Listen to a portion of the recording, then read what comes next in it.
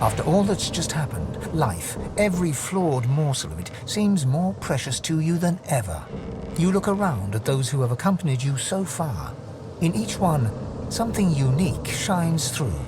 Divinity has eluded you so far, but life beats strong within you, here and now. Who knows what lies ahead for you, for your companions? Your quest failed. The void is growing stronger and the hall is dark. You feel the need for some affection. Perhaps they feel it too. Alone? Together? You and me? I love that. Lead the way, Chief. As you move to go below decks, the live wood creaks and groans. The steps you thought you knew lead you to a part of the ship you've never seen before. A newly carved nook that smells of resin and wood chips. Touching the wall beneath your fingers, the live wood hums at your touch. You understand that the Lady Vengeance has carved this space for you in gratitude for your help. You enter and feel the presence of the ship recede, offering you the total privacy of a moment alone with your companion. The first moment you have been truly alone together. Would you get a load of this place? She saunters around the room, inspecting it like she plans to move in. She tosses her head over her shoulder and calls out to you in an affected tone. I suppose it will do, darling. Her face cracks into a smile, then a laugh. So, what should we do? Wait, don't answer that. She digs into her pack, skipping over to you, and sits on the ground at your feet, then tugs your hand for you to sit on the ground too. She sets an empty bottle on the ground between you and looks at you impishly. Let's play a game. Don't worry, it's easy. It's called Spout's Choice. We each take a turn spinning this here bottle, and whoever the spout points to, well, I'll explain that part when we get there. You can go first. She takes your hand and places it on the bottle, on its side between you. Go on, spin.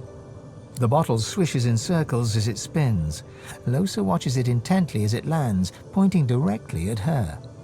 Well, in this game, you're meant to plant one on whoever the bottle lands on. She flutters her eyelashes in exaggerated coquettishness, her blush deepening. She kisses you back, gently, more gently than you expected, then leans away, flushed with color. My turn.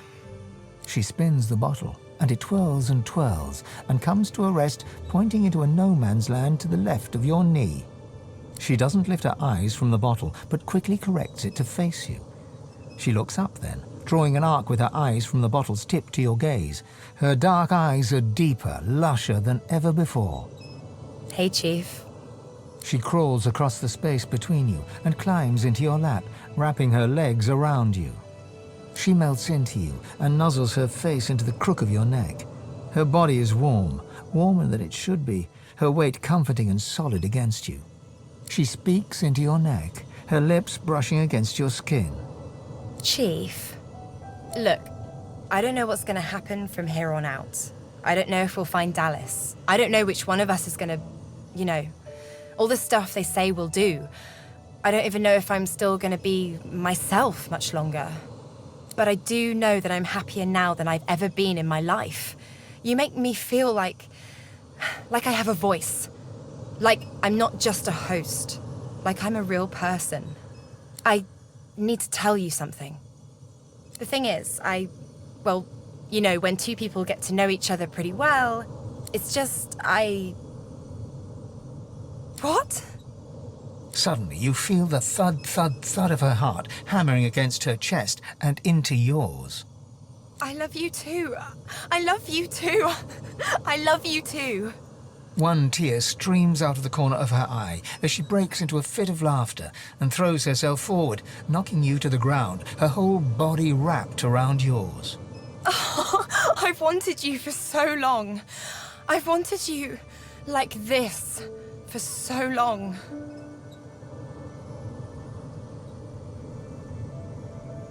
She grins and takes your chin softly in her hand, parting your lips. She comes close to your mouth, so close, then licks your lips, once, twice, and kisses you softly. Soft as your first time, then harder, deeper, her tongue swirling around yours.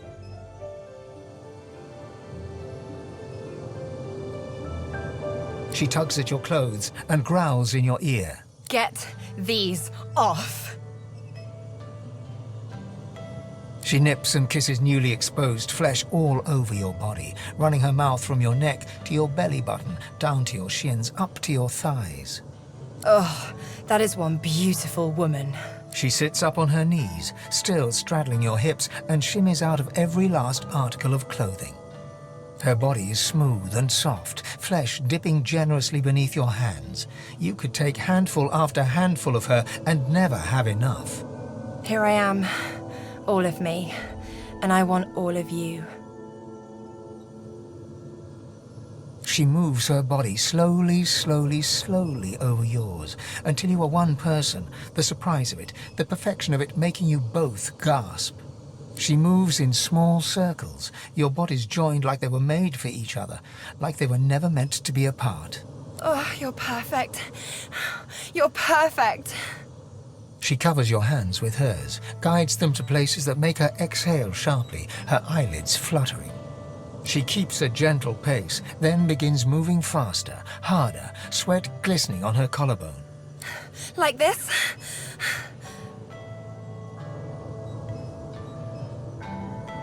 She keeps the pace, her eyes locked with yours, a half... This is it.